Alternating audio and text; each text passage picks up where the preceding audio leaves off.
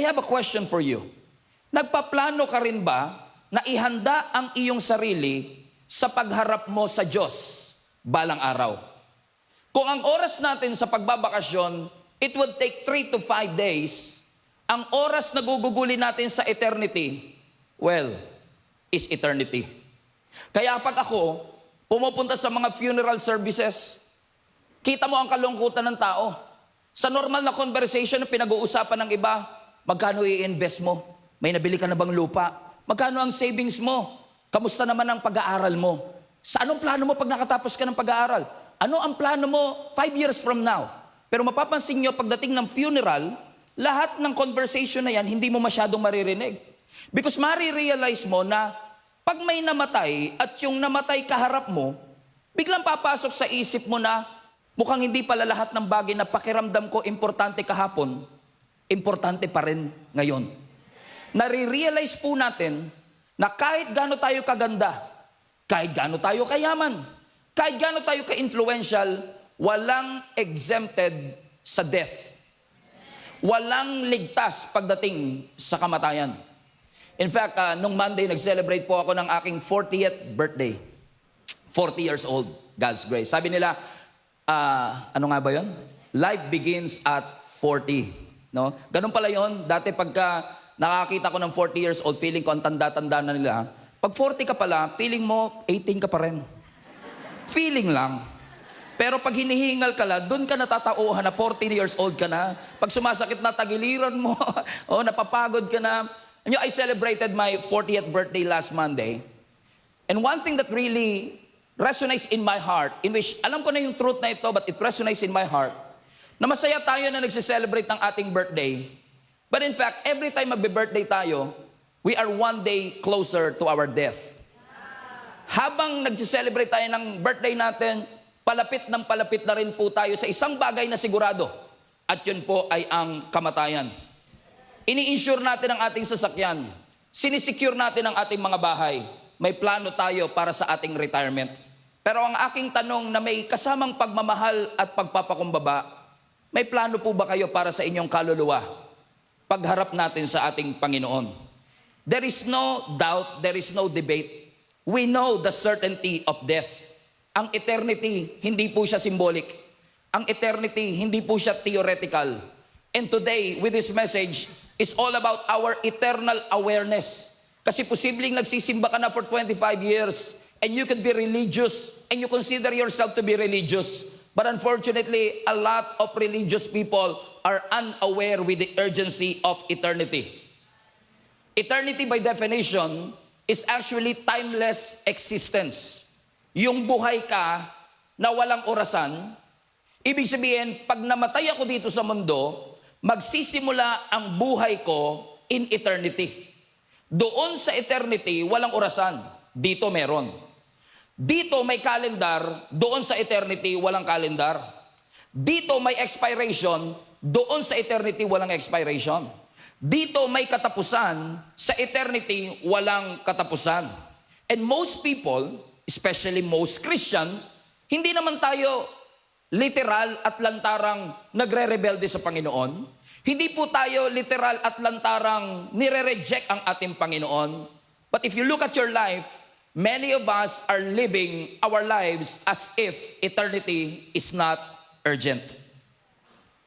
Yan po ang sitwasyon na ina-address ng ating Panginoong Yesus sa Luke chapter 16, yung text natin today. Na-amaze nga ako kasi yung Luke chapter 16, nagsimula po ang ating Panginoong Yesus, ang topic niya, pera. Dinidiscuss ni Lord ang patungkol sa pera, and all of a sudden, aware din ang ating Panginoon, I think this was in verse 14, kung saan may mga Pharisees and Sadducees na nandoon, listening, but Jesus knows na ang puso ng mga taong ito ay greedy. Sakim sa salapi. They consider themselves religious, but they love their wealth. They flaunt their wealth. Ipinagyayabang nila ang kanilang kayamanan dito sa mundo. Then all of a sudden, is it as if Jesus shifted his lesson and he talked about a parable?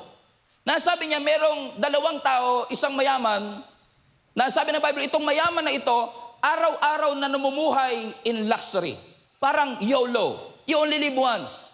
Sa kabilang banda, may isang lalaki na ang pangalan ay Lazarus, at itong si Lazarus na ito ay mahirap.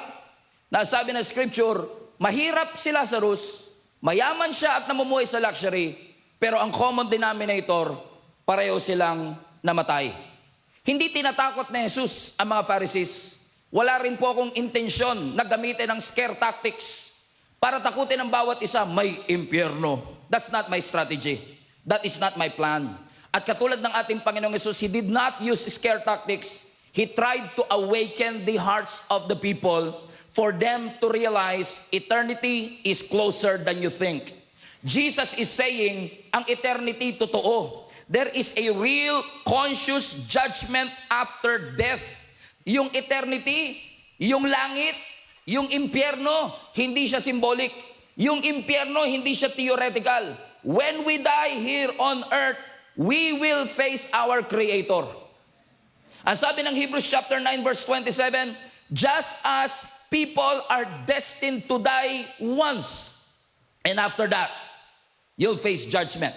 Now, this is interesting, kasi yung Hebrew word nung salitang destined is actually a Hebrew word appointed. Everybody say appointed.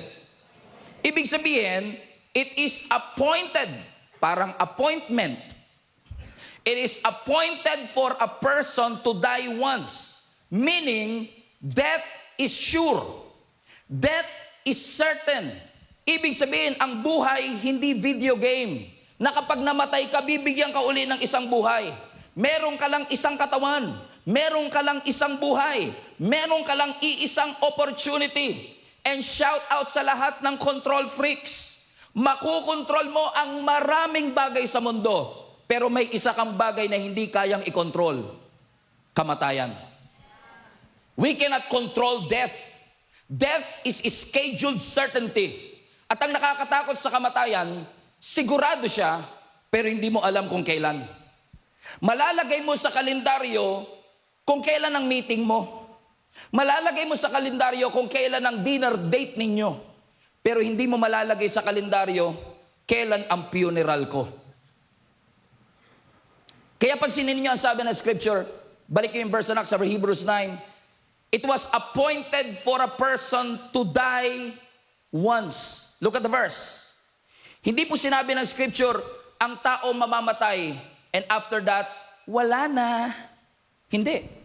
Ang sabi ng scripture, after a person dies, after that, we will face judgment. And I would like to be very clear. A believer will face a different judgment, and a non-believer will face a different judgment. But at least for us believers, ang kamatayan hindi natin dapat kinakatakutan. Ang kamatayan dapat nating pinaghahandaan. Because ang sabi ng scripture, once na pumikit ang ating mga mata at ang paa natin ay magpantay, ang sabi ng scripture, may kasunod pa. Ibig sabihin, pipikit ang mata mo dito sa mundo, pero didilat siya sa bagong mundo, eternity. At pagdating sa eternity, ang sabi ng scripture, haharap tayo sa judgment. So ibig sabihin, hindi yung natulog ako, tapos wala na, bigla na ako mawawala. Malinaw ang Biblia. Pag ako ay namatay, ang kasunod, evaluation. Pag ako namatay, ang kasunod, assessment. Kapag ako namatay, ang kasunod, accountability. Look at the verse again. Just as people are destined to die once, and after that, to face judgment, pero pansinin nyo, walang appeal. Hindi ka na pwedeng mag-appeal, Lord, sorry po, wala kasing nag-share ng gospel sa akin doon. Paumanhin po, Lord, hindi ako nakinig kasi hindi ako naniniwala sa kapitbahay ko. Christian daw kasi siya, pero parang chismoka naman po kasi siya. Kaya parang hindi ako naniniwala sa kanya. Patawad, pwede po ba mag-appeal? Give me another chance. Because apparently, when you face your Creator, kung ano man ang maging destination mo, yun na ang iyong final destination. Ibig sabihin, it is final, it is settled, that when you die, you will not cease to exist, you will transfer. And as a believer, this is a good news, my friends and family, because death is not a destination. Apparently, death is transition. At kung ang death transition ko from this messy, imperfect world, papunta sa glorified, perfect world na iniinda ng Panginoon, I would love to do it. Sino sa inyo excited na mapunta sa langit?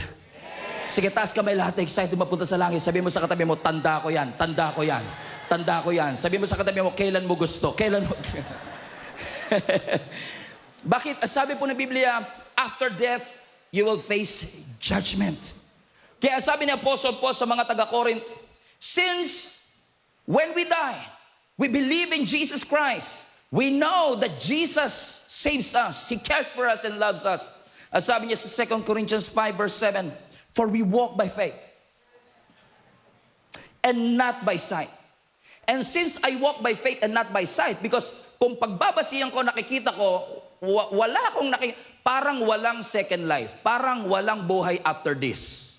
Parang pakiramdam ko lahat ng namatay, wala na yon. Kasi tayo ay alamok lamang. Pero sabi nila, but we walk by faith and not by sight. Next verse. So we are confident. Sabi nila, we are confident, yes, well pleased rather to be absent from the body and to be present with the Lord. My goodness. As sinasabi ni Apostle Paul, of course, they don't want to die. But if dumating ako sa scheduled death, yung time na inalaw ng Panginoon para ako ikuhanin at bawiin ang buhay sa akin, I walk by faith, not by sight, and I'm confident, I am well pleased that yes, magiging absent na ako dito sa mundong ito, pero magiging present ako kasama ang Diyos. Ibig sabihin, hindi ka basta-basta mawawala. Yung Stephen, aalis lang sa tent at lilipat sa ibang destination. So ibig sabihin, you will not cease to exist. Hindi hihinto ang pag-i-exist mo. Lilipat ka lang. At yun yung kinukwento ni Jesus Christ sa kanyang parable. Mayaman yung isa, sobrang hirap nung isa, pero may common denominator. Pareho silang namatay. Yung, sabi ng scripture, yung mayamang lalaki, namuhay siya araw-araw, in fact, ibang translation niya, very extreme, araw-araw fine dining. Sana all. Ako, I'm not fine. My dining is not fine. Amen? Pero araw-araw fine dining, yung isa naman, ang sabi ng scripture, itong si Lazarus, napakahirap, ang katawan puno-puno ng sugat, dinidilaan ng aso ang kanyang katawan, at umaasa lang siya doon sa tira-tirang pagkain na bumabagsak doon sa mayaman. Biruin mo, yung isa napakayaman, napaka-influential, maraming koneksyon, si Lazarus tambay lang doon sa gate ng mayaman, pero pareho silang humarap sa kamatayan. Why? Walang pinipili ang death. Wala siyang pinipiling edad. Wala siyang pinipiling yaman. Hindi mo mabibili ang iyong way out of hell or into heaven. It's all about your decision today that will lead us to that. Ang sabi ng Biblia, itong rich man na ito, namuhay siya sa luxury, namuhay siya sa indulgence, habang si Lazarus nandun lang sa kanyang gate. Ang sabi ng Bible, nung sila'y parehong namatay, pareho silang namatay, pero magkaiba ang kanilang naging destination. Sabi ng Bible, itong si Lazarus na mahirap, napunta siya sa piling ng Panginoon. Samantalang itong rich man, napunta po siya sa Hades, sa impyerno. Now ang tanong, bakit napunta sa impyerno yung mayaman? Kasi pastor, mayaman siya. But it's not what the Bible is saying. He was not in hell because he was rich. Hindi siya nasa impyerno dahil siya ay nagnakaw. Walang account na sinabing pumatay siya. Hindi sinabing fraud siya. Hindi sinabing violent, abusive, or oppressive. Walang murder na involved, walang blasphemy na involved, walang theft na involved. And on top of that, he was not held because he was rich. He was not judged because he was rich. Kasi kung siya ay napunta sa impyerno dahil sa kanyang yaman, bakit si Abraham nasa langit, mayaman din yun? Abraham was there and he was rich. So obviously, wealth is not an issue. He was in hell not because of what he had. He was in hell because of what he ignored. And let me rephrase. He was in hell because of who he ignored. Because the Bible says in verse 20, at his gate, sa bahay mismo ng mayamang ito, was laid a beggar named Lazarus. Highlight that part. Meaning, every single day, every lalabas ang mayamang ito, nakikita niya si Lazarus na nakahiga sa kanya mismong pintuan. Notice, hindi sinabi na he was in town. Hindi sinabi na bumibisita siya. Hindi sinabi na dumadaan siya. Na hindi nga sinabing nakatago si Lazarus at hindi makita ng mayaman. No, ang sabi ng scripture, he was at the gate. He was close. But apparently, yung proximity pala hindi magkikreate ng compassion. Hindi pala porket malapit sa iyo ang suffering, matututunan mong maawa. Na pwede palang you are living in luxury, but your spiritual life is completely bankrupt. So it's not an issue of how rich you are, but it's an issue of, sorry for the word, how numb you are. Gaano tayo kamanhid sa mga taong nilalagay ng Panginoon sa ating pintuan. Every single day, kita ng mayamang ito ang suffering ni Lazarus.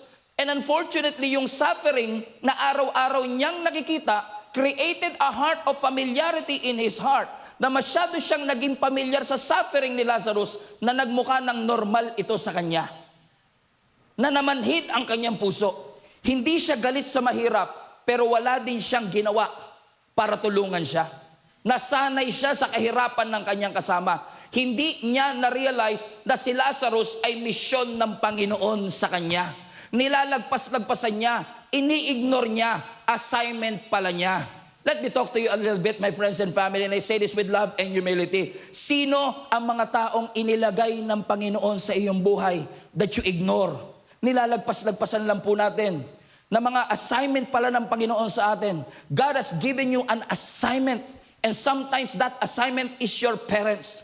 Sometimes yung assignment yung boss mo. Sometimes yung assignment kasama mo sa trabaho. Sometimes ang assignment kaklase mo. Sometimes ang assignment yung kapitbahay mo na nagbibidyoke hanggang alas 2 ng madaling araw. Sometimes ang assignment mo ay yung kaaway mo mismo. Pastor, ayokong mapunta sa langit yung kaaway ko. Kaya ako nga hindi sinishare ang gospel para matuluyan po siya sa impyerno. Kasi pag napunta yan sa langit, di parang impyerno na rin yun. Pero kidding aside, who are those people that God sent into your path that most of the time we ignored? Hindi ko inuhusgan yung mayaman. Gusto ko rin namang yumaman one day. Yung katabi mo, gusto nyo ba yumaman? Oo, kung plastic pa yung katabi mo eh. Sabi mo nga, power? Oo. Pero probably, because araw-araw niya nakikita si Lazarus, siguro yung mayaman to, iniisip niya, well, it's just another suffering. It's just another beggar. After all, marami namang mga beggar dito. At napakaraming assignment sa buhay natin na iniisip natin, well, it's just another issue. Patayan na naman. Isa na naman patayan sa bansa namin. Normal na yan dito. It's just another kid. Gera na naman. Meron daw gera sa Mila. It's just another war. It's just another bad news. So again, let me ask you a question, and I say this humbly. I ask myself too. Tinanong ko rin ang sarili ko. Ano-ano mga bagay? Sino-sino mga tao ang assignment na ibinigay ng Panginoon sa akin na ini-ignore ko? Walang recorded sa Bible na pinagtabuyan niya si Lazarus, pero recorded din na wala siyang ginawa para tulungan si Lazarus. Because what you ignored in your gate today may define your eternity. So ang unang reason kung bakit, because may neglect, may numbness. You know what happened after that? The Bible says in verse 22, the time came that when the beggar died, and the angels carried him to Abraham's side, and the rich man also died, and he was buried. So pansinin niyo, sabi ng Bible, dumating ang tamang panahon na yung beggar namatay, at ang angel, he carried him to Abraham's side, samantalang ang rich man, he also died, and he was buried. Now, bigyan ko kayo ng konting tip pagka nagbabasa kayo ng Bible for efficient Bible study. Now, pagka tumitingin po kayo ng verse, malaking bagay po at malaking tulong kapag tinitignan nyo yung similarity and contrast. Similarity and contrast. Question, based sa verse na ito, ano ang similarity ng dalawa? Pareho silang namatay. Similar, pareho. Now, ang question, ano ang contrast nilang dalawa? Ano yung bagay na magkaiba sila? I love this service. Participative. Bigyan ng A yan. Okay? Ano sabi ng Bible? Yung beggar, namatay. Yung mayaman, namatay. Pero yung beggar, dinala ng angel into Abraham's side. Samantalang yung rich man, ang sabi ng Bible, ay inilibing. Ibig sabihin, meron pa siyang burial ceremony. No, nagkaroon pa sila ng ceremony. Kaya kita nyo na ibang-iba ang kanilang pamumuhay. Kung titignan natin ang ibang verse, ano pa ang contrast nila? Yung mayaman, naka-purple na damit. Yung mayaman, lagi kumakain ng fine dining. Meron siyang influence, meron siyang security. Si Lazarus, puno ng sugat ang katawan. Dinidilaan ng aso ang kanyang mga sugat. Lagi siyang gutom. At ang kanyang buhay ay punong-puno ng kahihiyan. Pero tignan nyo ang nangyari after. Dito sa mundo, yung mayaman mukhang blessed. Pero pagdating ng eternity, yung mayaman, siya yung tormented. Si Lazarus, nung nandito sa earth, punong-puno siya ng suffering. Pero sa eternity, si Lazarus, kinomfort. So yung isa tormented, yung isa comforted, pero malaking bagay yung difference na nangyari because completely different yung naging experience nila sa mundo as sa eternity. And because, ang sabi ng scripture, ang mayamang ito ay namatay. Ang sabi ng scripture, nung siya'y nandoon sa Hades, at siya ay hirap na hirap, verse 24, he called to him, and he said, Father Abraham, have pity on me. Send Lazarus to dip the tip of his finger in water and cool my tongue, because I am in agony in this fire. And many churches don't want to talk about hell, kasi hell speaks about fire.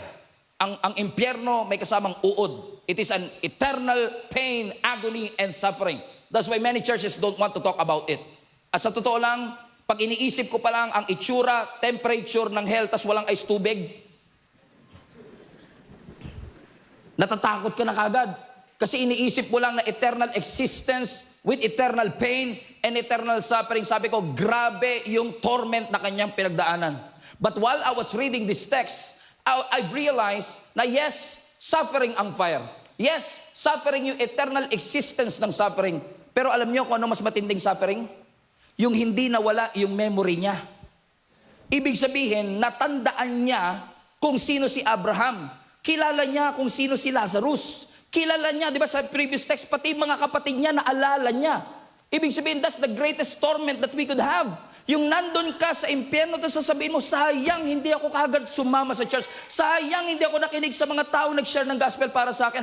Nakakapanghinayang na dapat umuo ako, sumunod ako, ibinigay ko ang buhay, and you keep on remembering all of that. Tapos wala ka nang magawa because that's your final destination. For me, that's the greatest torment. Nakakatakot isipin na may posibilidad that it could happen to any of us. Dahil sabi ng scripture, naalala niya ang kanyang nakaraan. Kilala niya si Lazarus, pero tignan niyo ang sabi ng scripture sa verse 24. Father Abraham, sa sobrang tindi ng kanyang suffering, sabi niya, please po, Father Abraham, maawa po kayo sa akin. Send Lazarus. Tignan niyo, pati sa impyerno, boss pa rin siya. Hindi niya nakalimutan, hindi nawala sa memory niya yung pagiging entitled at prideful. Na-realize ko lang mga kapatid na hindi kayang tanggalin minsan ng eternity ang pride natin. Kasi kita nyo, no, nasa impyerno na nag-uutos pa. Siya niyo pa si Lazarus. I-dip niya po yung tip of his finger para bigyan man lang ako ng tubig dito. Is it as if eternity could not fix him? Hindi niya nga sinabing sorry po. Hindi niya nga sinabing mali po ako. Hindi niya sinabing nagsisisi po ako. Ang sabi niya, send Lazarus, Father Abraham. Because you can hear from his desperation. You can hear from his verse, as from his voice. Uhaw na uhaw po ako. Init na init po ako. Obviously, mga kapatid, it was a reminder for all of us that thirst is real. Suffering is real. Agony is real. And when I was reading this, I was reminded because Jesus talked about this same scenario in Matthew chapter 7. He was talking about the future judgment na pagdadaanan natin, na pagdating ng araw, pag nandun na tayo sa ating final destination, maraming tao, sabi ni Jesus, na magdadahilan at gagamitin nila ang kanilang mga merit para sabihin, naglingkod ako sa Lord bakit ako nandito? Ang sabi ng Matthew chapter 7 verse 22 hanggang 23, many will say to me on that day, Lord, Lord, did we not prophesy in your name? And in your name we drive out demons, and in your name we perform many miracles? Sabi nila, Lord, Di ba nag-prophesy po kami? Di ba nag-cast out po kami ng demons? Di ba po maraming milagro ang nangyari? Gamit po namin ang iyong pangalan? Pero anong sabi ng Panginoon? Verse 23, and then I will tell them plainly, everybody now, I never knew you. Away from me, you evil doers. That in the future day of judgment, may mga taong gagamit ng kanilang religious activity as a merit para sabihin, I don't deserve here. I don't deserve this suffering.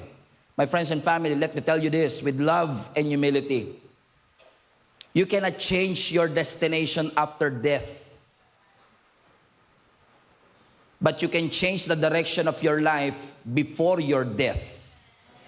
That's why the Bible is very clear to us. Ang sabi ni Jesus Christ mismo, kung narinig mo ang boses ko, huwag mong pagmatigasin ang iyong puso. Do not harden your hearts. Eternity is closer than you think. All of us will face death. All of us will not cease to exist after death. All of us will continue. But some of us will be comforted. Some of us will be tormented. Which leads me to the very heart of this message. The sense of urgency. Because the Bible says in verse 27, nung sinasabi niya, isa niyo po si Lazarus, sabi niya, isa niyo po si Lazarus para i-dip niyo po ang kanyang finger sa tubig para man lang idapo sa aking dila, para man lang mapawi ang aking uhaw. Ang sabi ni Abraham, let me rephrase, that's impossible. There is a great chasm, may malaking separation between us and you, that there's no way that I can go there, and there's no way that you can go here. Meaning, this is going to be our final destination. And then on verse 27, sabi niya, Lord, then I beg you. It struck me. Wow. Yung beggar, ang saya. Yung mayaman, namamalimos. Sabi niya, I beg you, Father, send Lazarus to my family. Ang sinasabi niya, kung hindi, wala na akong pag-asa makapunta dyan. Kung imposible ang request ko na madampian man lang ng tubig ang dila ko, please man lang, Father Abraham, yung pamilya ko na lang po. Sabi niya, padala niyo naman po si Lazarus sa aking mga pamilya. Verse 28, meron po ko 5 mga kapatid pa. Hayaan niyo pong si Lazarus ang mag-warning sa kanila so that they will not also come to this place of suffering. Listen to the sound of urgency. Ang sabi ng rich man, hayaan niyo pong si Lazarus, i-warn po sila. All of a sudden, he cares for his family.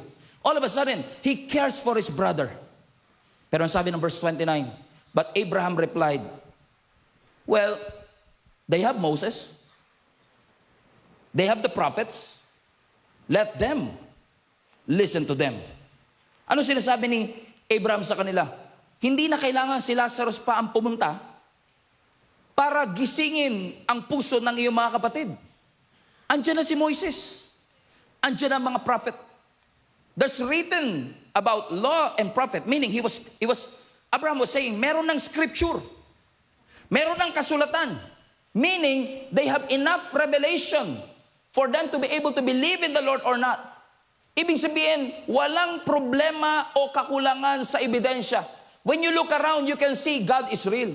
When you look around, kitang-kita mo ang Diyos ay totoo. When you look around, kitang-kita mo na ang Diyos hindi niya gusto na ang bawat isa sa atin ay mapunta sa kapahamakan.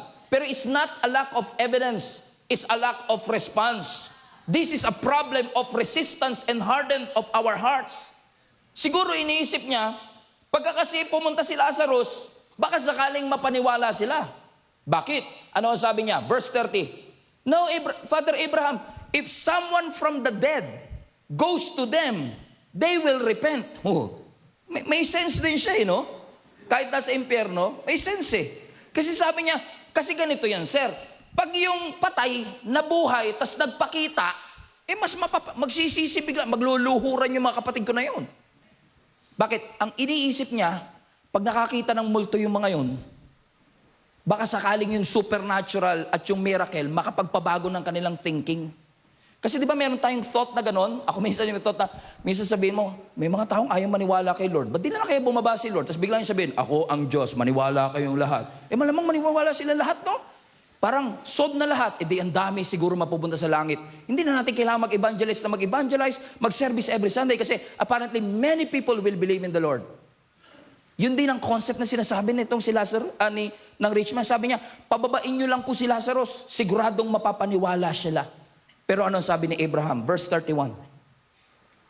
If they do not listen to Moses, if they do not listen to the prophets, they will not be convinced even if someone rises from the grave. Ano sinasabi ni Abraham? Are you still with me? Iniisip mo, miracle ang makakapagpa-convince sa kanila? No. The word, the revelation is enough. Ang milagro, hindi laging nagkikreate ng pagsunod. Hindi. Kapag may nabuhay pong patay, at yun po ang nagsabi, masashock yung mga yun. Totoo. Ang milagro, nakakashock. Diba, pansinin nyo tayong mga Pilipino. Kung ano yung, pagka may nabalitaan tayong milagro, pinipilahan ng milagro. Sabi nila, pumunta ka dito sa probinsya. Meron po si Mama Mary nandito sa puno. Nagpakita dito sa puno. Ay, mga tao naman, pila ng pila. Pila sila, haba ng pila. No? Bakit? Ba't yung pinipilahan yan? Nandito si Mama Mary. Nung ikaw na nasa harap. Asa ba si Mama Mary dyan? Ito ba yung ano niya? Because, uhaw tayo sa miracle, na iniisip natin ang miracle makakapagpabago ng buhay.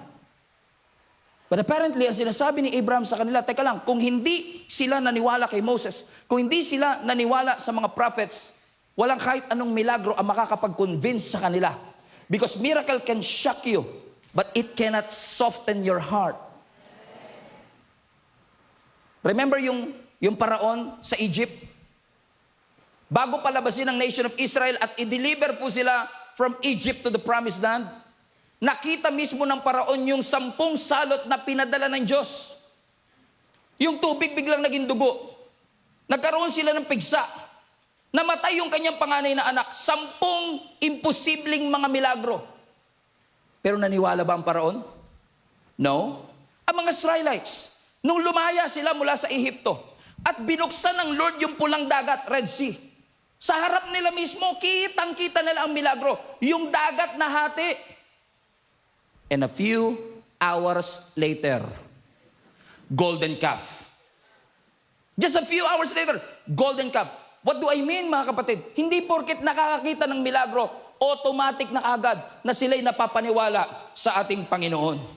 Kasi kung milagro ang nagpo-produce talaga ng faith sa buhay ng tao, bakit si Jesus ang daming kritiko? Kitang-kita nila mga milagro, kita nila yung bulag nakakita, yung bingi nakalakad, yung pilay nakarinig. Tinitignan ko lang kung gising pa kayo. Biruin mo yung pilay nakalakad, yung bingi nakarinig. Pero ano sasabihin nila? Naalala niyo si Jesus? Pinalayas niya yung demonyo. Kinas out niya yung demon. Ano sabi ng mga Pharisees? Oh, kapangyarihan yan, galing kay Satanas. Nakita na nila yung milagro. So hindi impress ang tao sa miracle. Kasi minsan, pag nakakita tayo ng miracle, nire-reinterpret pa natin. Hindi sa Diyos yan. So there is no guarantee. As sinasabi ni Abraham, there is no guarantee na kapag nakakita ang iyong mga pamilya ng milagro, kikilala sila sa ating Panginoon. Because at the end of the day, makilala man nila si Moises, makilala man nila ang lahat ng propeta, makilala man nila ang lahat ng biblical heroes katulad ni David, ni Samson o ni Solomon, walang guarantee magbabago ang kanilang buhay. Pero meron akong kilala na kapag nakilala nyo, sigurado magbabago ang inyong buhay. Si Jesus mismo. Palpakan natin ang Panginoon.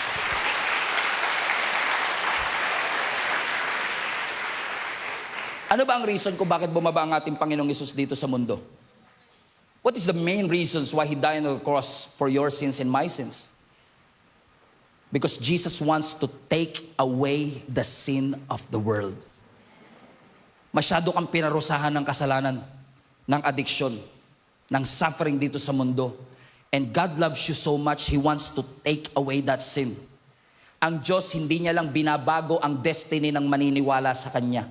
Gusto rin ni Lord baguhin yung buhay mo habang nandito ka pa sa mundo when you believe in the Lord Jesus Christ. Why? Because sabi ng 1 John chapter 3, but you know that Abraham appeared, no? Moses appeared, no? Elijah appeared, no? But you know that Jesus appeared so that He might take away your sins. That's the reason why Jesus came here on earth. He wants to showcase His love for you. Gusto ng Panginoon, alisin ang kapangyarihan ng kasalanan sa iyong buhay. Jesus loves you so much, my friends and family. Mahal na mahal ka ng Panginoon. And I want to show you gaano kahirap ang impyerno para ma-realize ninyo yung bigat ng sakripisyong ibinigay ng Panginoon para dalhin tayo sa kalangitan. Sometimes hindi mo ma-appreciate ang langit pag hindi mo na-realize kung gaano masalimuot ang impyerno. But many of us, especially the Christians, masyado tayong natatakot sa impyerno to the point na lagi na lang impyerno ang iniisip natin at hindi na tayo excited sa langit. I want you to go to eternity na mas excited ka sa langit kaysa takot sa impyerno. That's a better way to do it. Na I'm not afraid to go to hell because I know that Jesus loves me.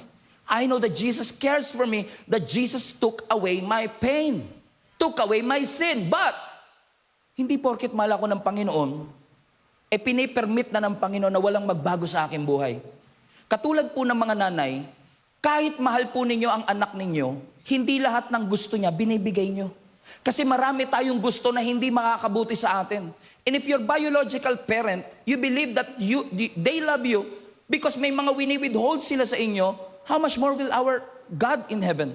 Na minsan may mga bagay siyang hindi inaalaw. May mga bagay siyang gustong baguhin sa atin, pero hindi indikasyon nyo na hindi ka mahal ng Panginoon. Because the moment you receive the grace of God will not just save you, the grace of God will transform you. And if the grace of God did not transform you, you probably misunderstood God's grace. Because the grace of God has the power for you to be able to say no to ungodliness. The grace of God appeared, and sabi ng Titus chapter 2, that He appeared before all of us. He appeared before all of us na ang ating Panginoong Jesus ay bumaba mula sa langit. Iniwan niya ang kanyang pagka-Diyos, hindi natin siya kayang abutin, pero siya mismo ang bumaba mula sa langit to take away your sin. So ang sabi ng verse 6, no one who lives in Him keeps on sinning. No one who continues to sin has either seen Him or known Him. Mahal na mahal ako ng Panginoon, Pastor, kaya okay lang naman siguro, di ba? Maintindihan naman ng Panginoon kung ako'y mamumuhay sa pagkakamali. Tanggap ka ba ni Lord? Yes. Approve ba ni Lord yan? No. If love meant approval, kung mahal ka, ibig sabihin lahat approve, hindi na natin kailangan ng cross. But because God knows that your sin is serious and your sin will lead you to hell, and His love for you is stronger, He gave His life for you and for me. Hindi porket tinanggap mo si Jesus, hindi ka na magkakasala. Pero magkaiba yung nag-fall into sin tsaka namuhay sa kasalanan. Ang isda, pag tumalon, pwedeng mapunta sa lupa. Pero hindi siya pwedeng mabuhay sa lupa. Ang isda, it was meant to be in the water. Hindi ka makakahinga sa lupa. Katulad natin mga Kristiyano, sometimes we commit sin from time to time, but we can never breathe living in sin because we know that our God is the one who gives breath on our lungs. Living is sin. Especially, I believe I have an assignment today to debunk our cultural belief and our cultural mantra. Mahal ka ng Diyos, kaya kahit anong gawin mo, okay na. Magkaiba po yung namumuhay sa kasalanan, nagkamali at nagkasala sa dinedefend ang kasalanan.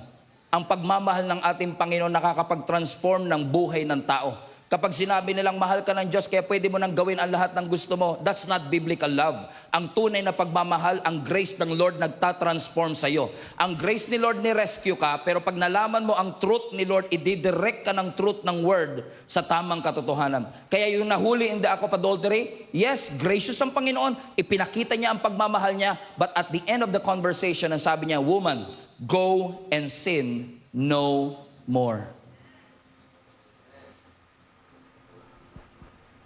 I know this message is hard to chew, but the message is so simple.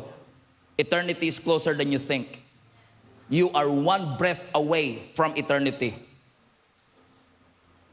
Kung gusto ko lang na maraming amen nyo, mas magandang sabihin ko, huwag kayong matakot sa impyerno, baka gawa-gawa lang naman ng tao yun.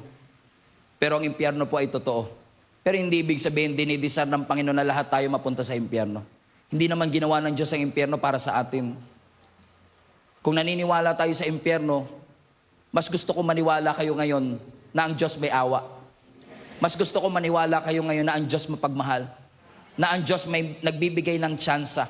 Kung naniniwala tayo sa impyerno, mas maniwala ka. Yung langit na hinanda ng Panginoon sa bawat isa sa atin, yun ang mas totoo. Yes, Jesus spoke about hell so many times in the scripture. Mas marami pa sa ibang mga subject in the Bible. And he talk about the torment in hell. Pinag-usapan at diniscuss ng ating Panginoong Yesus yung hirap na pwedeng pagdaanan ng isang taong hindi maniniwala sa Kanya. Pero wag na wag nating kakalimutan yung pinaka-importanting balita sa lahat. Na yes, may suffering, pero ang Diyos gumawa ng paraan na ibinigay niya ang Kanyang bugtong na anak. Kaisa-isang anak na bumaba mula sa langit para sa bawat isa sa atin. Na hindi ka lang basta pinatawad ng Diyos, inabsorb ni Jesus lahat ng bunga, lahat ng parusa ng ating mga kasalanan para sabihin sa bawat isa sa atin, mahal na mahal kita, anak. Para yung John 3:16 put it up ay maging totoo sa atin that God so loved the world that He gave His only Son so that whoever will believe in Him will not perish but have everlasting life. Do you believe that God loves you?